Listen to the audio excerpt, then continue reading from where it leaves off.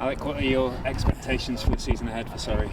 Improvement. Obviously we got relegated last year. We lost in the final of the T20 and didn't really feature in the Clydesdale Bank 40 over competition, so we want to see improvement. We're not saying we have to be promoted, we're not saying we have to win a trophy, but if at the end of the season we've seen, as I call it, the progress chart going upwards, then that's an achievement in itself. How big a blow was relegation for Surrey? It's not ideal, but I said at the time you get what you deserve, and over the season Surrey didn't play well enough, and league tables don't lie, so that's all in the past now. You've got to look forward. We've got Graeme Ford now as our new head coach, which is an outstanding signing. He was top of my list of one. When I approached him back in August, he was the current coach of Sri Lanka. His contract finished in January with them, and I'm sure they would have offered him an extension, but he wanted to come back to our domestic game. He'd had some time with Kent and enjoyed that, and now is a perfect opportunity for Graeme to come and instill his coaching methods and good man management skills to Surrey. What impact has he made in the early days? Yeah, it's been very good. He's everything and more that I was hoping he was going to be. Technically he's very good with players. Individually he's very, very good. He sets high standards, has a good work rate, and as I say, he's just going to take Surrey where we want to be, and it won't be through want of trying, but he's a very impressive individual. He's been there and done it, and he'll continue to do it here.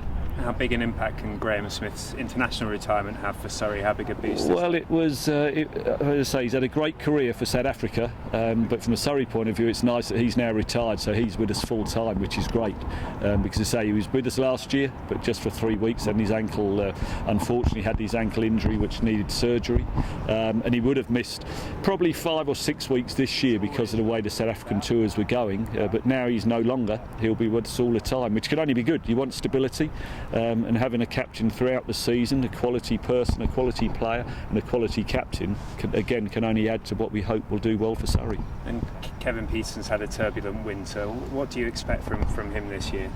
Well, he's a fine cricketer, world-class cricketer. Obviously his international career has been cut short, so he's available to us for all 2020 cricket once his IPL with Delhi Daredevil commitments are finished, and then he's also available for 4-day and 50-over cricket when it all fits in with his schedule and how it fits in with us. So we're looking forward to having Kevin.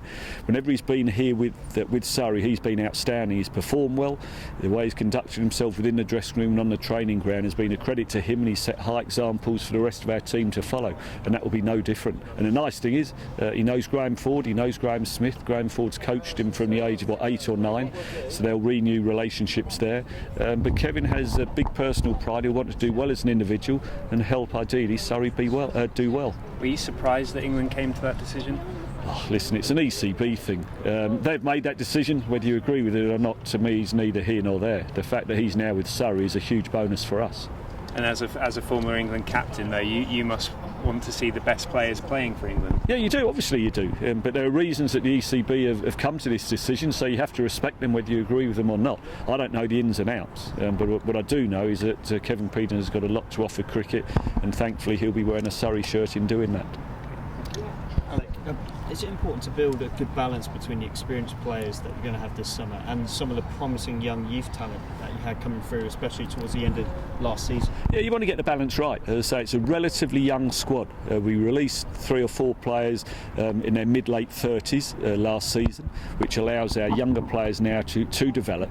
But you want them to develop through learning, as you say, from the likes of Pietersen, from the likes of Graeme Smith, under the coaching leadership of Graeme Ford, which will hopefully accelerate their learning curve. You've got to try and get the balance right, as I say, of young and old. You don't want to put too much pressure on the youngsters because they're still finding their way, they're still learning their trade, but if they can put in some good performances, that gives them confidence, and therefore that will accelerate their cricketing learning curve.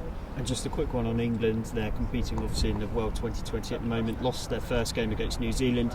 How do you see them faring generally in the competition?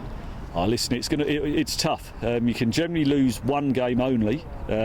If you only lose the one, you'll go through. If you lose 2, you're probably then relying on other sides to mess up 2.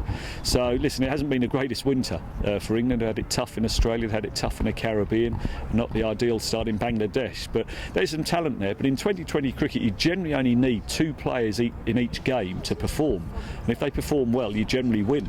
So from a batting point of view, is there someone there who can score 70 or an 80 at the right rate? run rate. Some they'll support them with a 50 or 60. You'll post a good total and then rely on the bowlers to do a good job as a group.